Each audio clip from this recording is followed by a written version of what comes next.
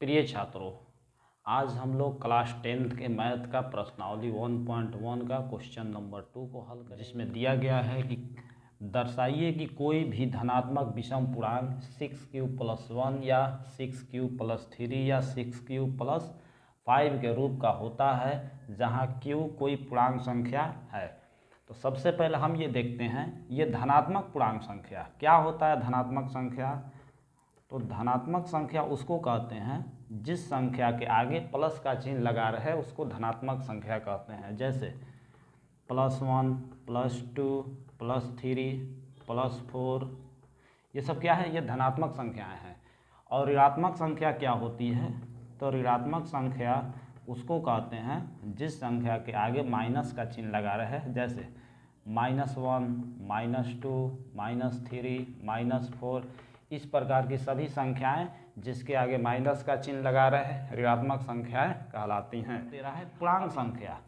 पूर्णांक संख्या क्या होती है ये भी हम समझ लेते हैं।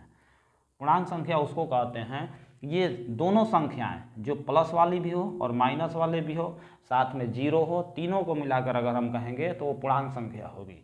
जैसे ये जीरो के इधर +1, +2, +3 और इधर -1, -2 और -3, ये सारी संख्याएं जो प्लस वाले भी हैं और माइनस वाले भी हैं और साथ में जीरो, सब मिलाकर इसको हम पूर्णांक संख्या कहेंगे।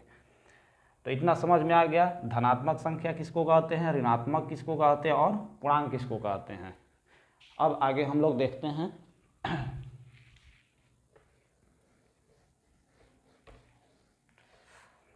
अब यहाँ पर दिया गया विषम संख्या, तो देखते हैं विषम संख्या आप लोगों ने सुना होगा सम संख्या और विषम संख्या, तो किसको कहते हैं, तो ये हो गया सम इधर और इधर विषम संख्या।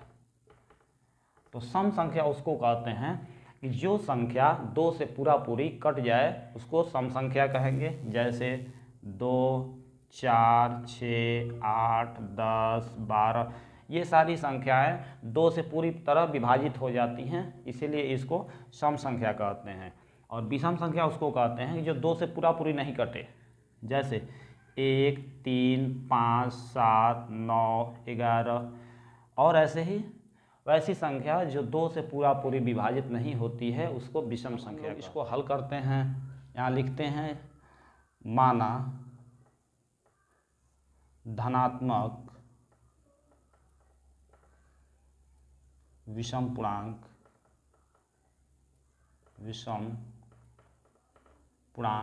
a। हमने धनात्मक विषम पूर्णांक को a मान लिया। अब a जब इसको मान लिए तब हम लिखेंगे b बराबर 6। b बराबर हमने 6 क्यों माना कि यहाँ पर हम देखते हैं कि आप लोगों ने एक फॉर्मूला पढ़ा होगा a बराबर bq+r। ये a तो a हमने मान लिया और q के साथ यहाँ पर b लगा हुआ है और यहाँ पर हम देखते हैं कि b का मान यहाँ 6 है, यहाँ भी 6 है और यहाँ भी 6 है, इसीलिए हमने b का मान यहाँ पर 6 ले लिया। और r बराबर, r का मान हमेशा b से कम रहेगा, यहाँ b का मान 6 है तो r का मान 6 से कम रहेगा, 5 तक रहेगा, माने 0, 1, 2, 3, 4 और 5। r का मान हमने मान लिया। अब हम यहाँ देखेंगे कि यहाँ धनात्मक विषम पूर्णांक कह रहा है, तो r में विषम संख्या कौन कौन है, जैसे 1 है और 3 है और 5 है, तो हम r का मान यही तीनों पुट करेंगे। यहाँ लिखेंगे कि यूक्लिड विभाजन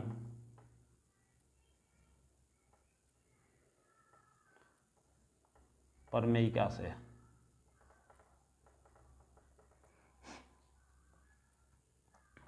पुट r बराबर पहले 1 रखेंगे, तो यहाँ पर होगा a बराबर bq, यानी b का मान यहाँ पर कितना है 6q प्लस r का मान यहाँ 1 है तो 1 रखेंगे, ये समीकरण। उसके बाद फिर पुट r का मान यहाँ पर विषम संख्या 3 है तो 3 रखेंगे, तो यहाँ पर होगा a बराबर 6q प्लस 3, ये समीकरण 2 हो जाएगा। अब इसको हम मिटा देते हैं।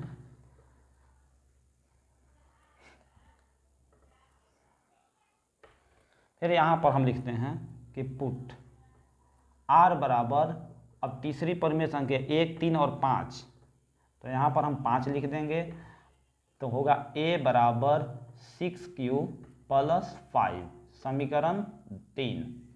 तब हम यहाँ पर देखते हैं कि समीकरण 1, समीकरण 2 और समीकरण 3 से लिखेंगे कि समीकरण 1, 2 तथा 3 से हम पाते हैं कि किसी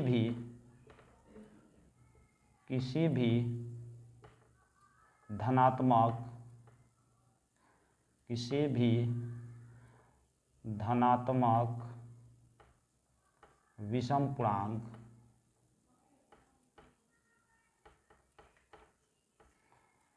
six Q plus 1, 6q plus 3 और 6q प्लस 5 के रूप का होगा।